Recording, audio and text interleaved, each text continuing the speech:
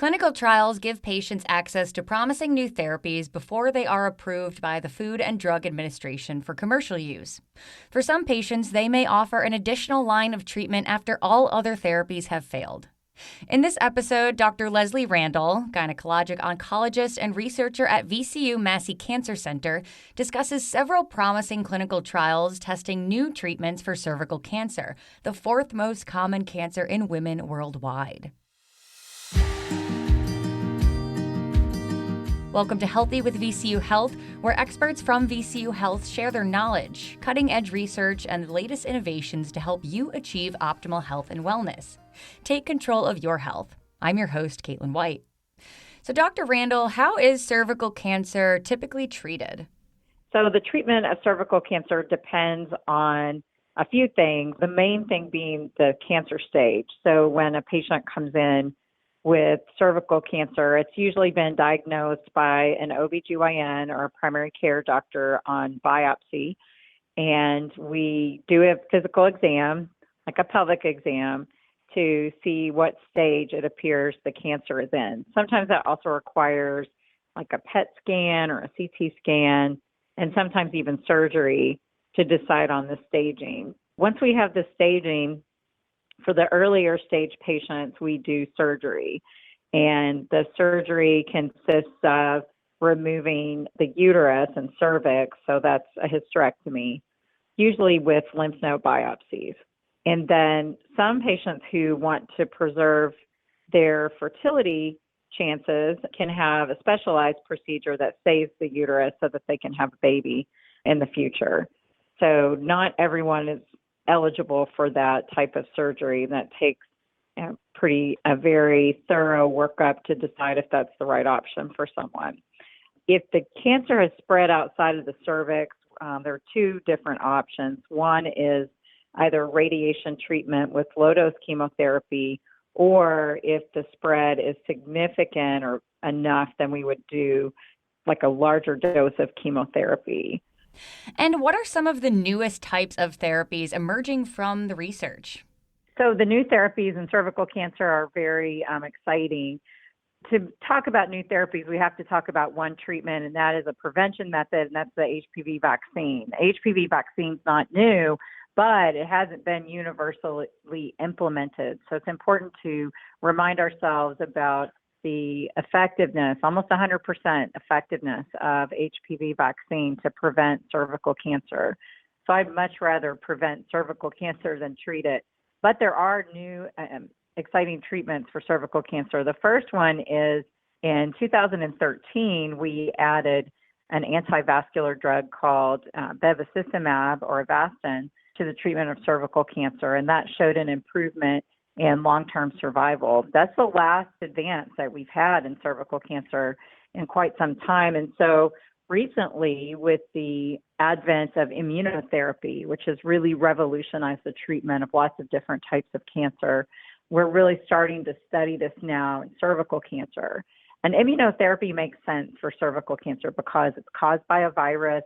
The virus infects the cervical area and it recruits the immune system to basically eradicate the virus and prevent cancer. But sometimes the immune system is impaired or it doesn't do its job and cancer develops. And so it makes a lot of sense to try and restore that immune system with immunotherapy to help fight off cancer and to help treat it. So we have immunotherapy really in going into each different type of treatment that we talked about for cervical cancer, depending on the stage. So moving into after surgery, giving it during radiation, giving it during chemotherapy to try to help all these treatments work better. Now, why are clinical trials so important to the treatment of cervical cancer? We can't really learn if something works or not without a clinical trial. And any new treatment that we have carries risks with it. And so we don't want to add risk to treatment if it's not going to be helpful to patients. And so we do these trials to find out if treatments are safe and if they're effective. And if they're not, then we don't pursue them in the future. We decide, well, this really didn't work, or this really was too toxic for patients to tolerate, and so it's really not worth giving this as a treatment.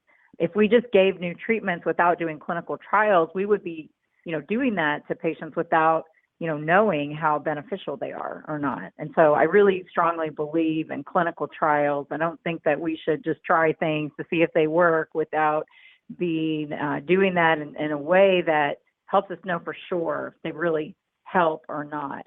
So the other benefits of being on a clinical trial are that women get followed more closely if they're on a clinical trial. And so we have actually research that shows that women enrolled on clinical trials actually have better long-term survival than women who are not enrolled on clinical trials. Now, VCU Massey Cancer Center has one of the largest offerings of cancer clinical trials in the whole state of Virginia. Can you give us an example of some of the trials available at Massey now? Yeah, I'm so glad that you asked this question.